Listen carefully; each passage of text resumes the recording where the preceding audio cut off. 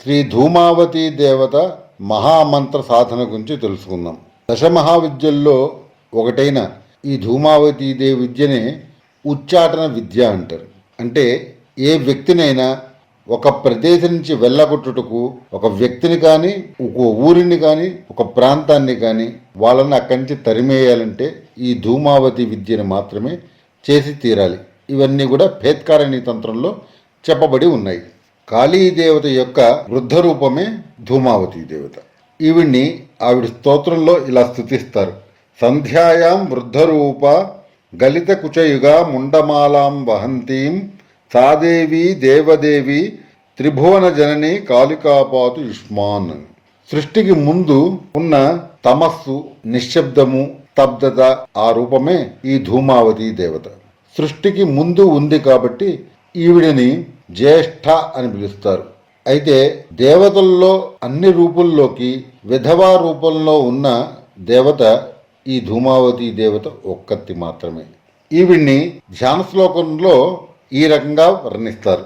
వెలవలబోయిన బూడిద రంగు శరీరం, మాసిన గుడ్డలు, విరబోసిన జుట్టు, వేలాడే స్తనములు, క్రూరమైన చూపు, పొడుగాటి ముక్కు, బొట్టు లేని అమంగళకరమైన ముఖము, పోట్లాడే స్వభావము, భయాన్ని కలిగించే మూర్తి, ఆకలిగున్నట్టు కనిపించే లక్షణం, ఈ రకంగా ఉన్న స్వభావం ఆ ధూమావతి దేవతది. విశ్వ ఉచ్చాటన చేయగలిగిన తీవ్రమైన శక్తి ఆమెది.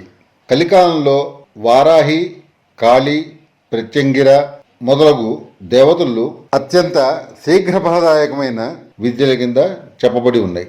అయితే అంతకంటే శీఘ్రగతిన ప్రత్యక్షమయ్యే దేవత ఈ ధూమావతి దేవతే.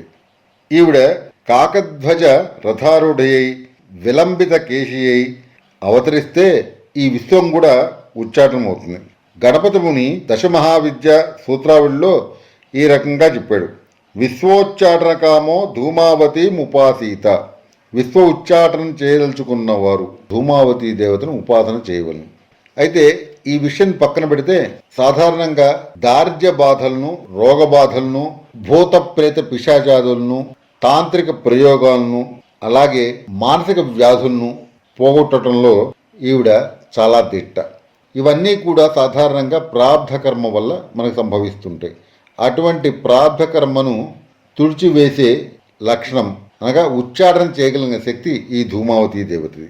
సాధారణంగా మానసికమైన రోగాలు, భూతప్రేత పిశాచ బాధలు, తాంత్రిక ప్రయోగ బాధలు ఇవన్నీ కేతువు సరిగ్గా మన జాతకంలో లేనప్పుడు వస్తూ ఉంటాయి.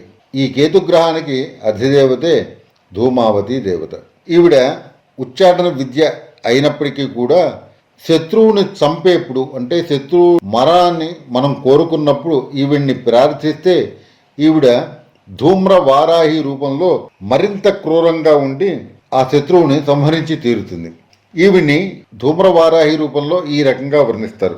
నమస్తే ధూమ్రవారాహి వైరి ప్రాణాపహారిణి గోకంఠమివ శార్దూలో గజకంఠం యథాహరి బింబాధరి రక్తకేశి పశుమాంసే భక్షయ పశూన్ దదామితే శత్రూన్ వందే త్వాం ధూమ్రరూపిణీం మండలాత్ వైరివర్గంచ భార్యాబంధు సమన్వితం కులక్షయం జపే నిత్యం పశుమిత్రాదిభిర్ సహా.